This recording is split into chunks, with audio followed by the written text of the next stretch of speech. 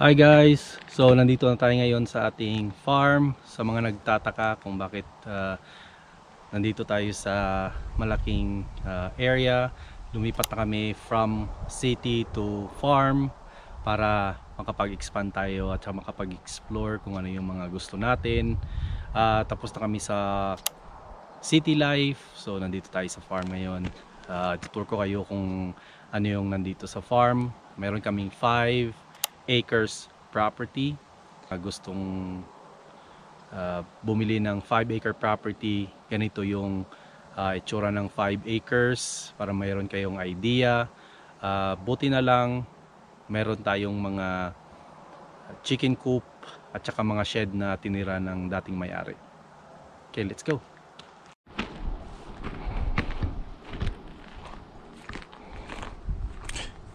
So meron tayong shed na tinira dito, ito sa gilid ng ating bahay. So meron tayong dalawang shed na magkatabi, empty ito. So check mo natin sa loob. Bagong lipat lang kami guys, kaya wala pang laman at saka nag-iikot-ikot kami para alam natin kung anong meron dito sa ating property.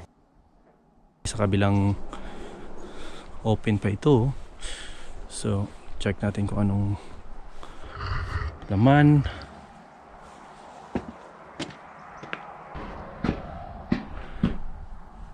Wala, empty space.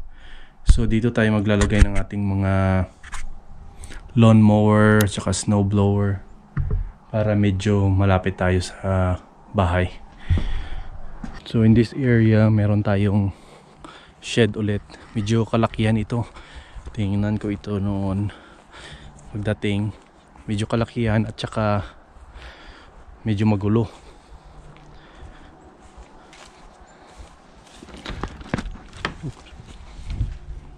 Yan, medyo magulo. So kailangan nating ayusin. Oh, buti na lang. Ngayon ko lang napansin to. Nagtira sila ng ito. Fork para sa hay. Pwede natin gamitin yan.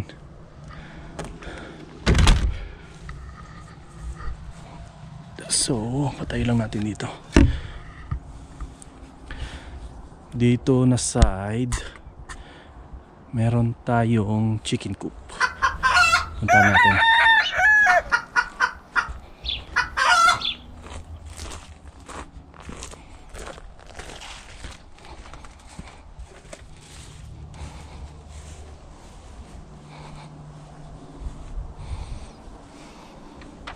So ito yung ating chicken coop.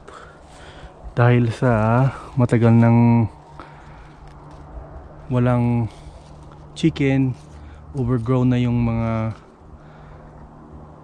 grass at kung ano-ano man to. Pag nagkaroon tayo ng manok, kakainin nila yan. So hayaan lang natin, wag nating gagalawin. Pasok tayo sa loob para alam natin kung anong meron. Maraming hay. Hindi tayo makapasok.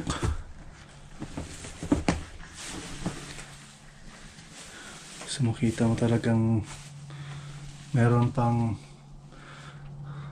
dyan nangingitlog.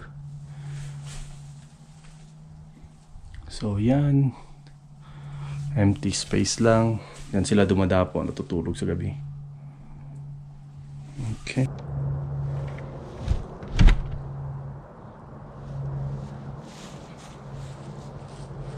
So dito sa kabila meron tayong old ano to, parang shelter,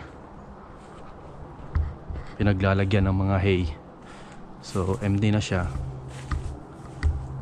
pero magagamit natin yan. Meron pang mga hay, so magagamit din natin yan. At saka ang bait nila, nagtira pa ng mga oats, pagkain ng kambing. Dami oh. Yan.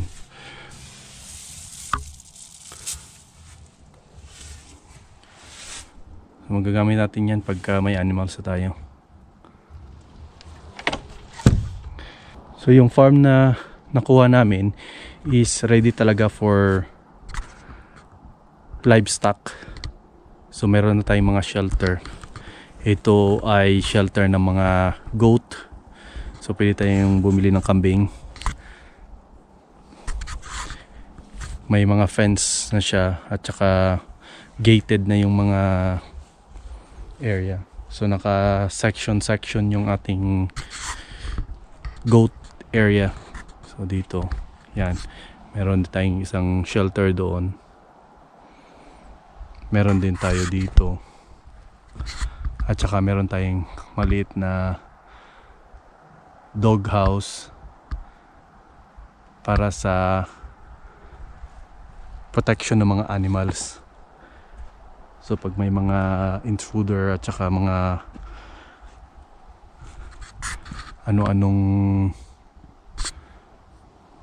coyote or anuman, tumatahol yung aso. So at some point na mention din nila na mayroon silang baboy na inalagaan dito. So dyan sa nakatira.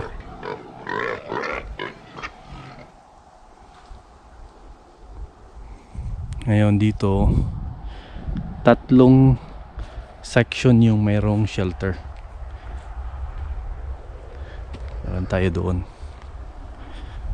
Isang shelter din yun.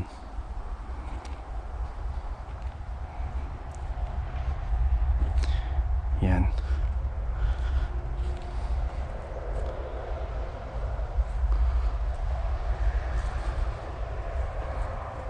So lahat ng tree line kasali yan sa property. So malayo-layo pa ang talagang dulo hanggang doon sa may parang grassy area hanggang doon pa yun. Now dito sa likod ang medyo empty land kasi pasture ito ng mga kambing dahil nagkaroon ng yung dating may-ari, mayroon silang donkey, sheep, goat. So dito yung pasture kasali ito sa property hanggang doon sa mga tractor. So amin lahat yan hanggang doon. So gated and fence yung area, naka-section para pag meron kang mga goat pwede mong i-pasture dito at saka ilipat sa kabila kung ubos na yung grass.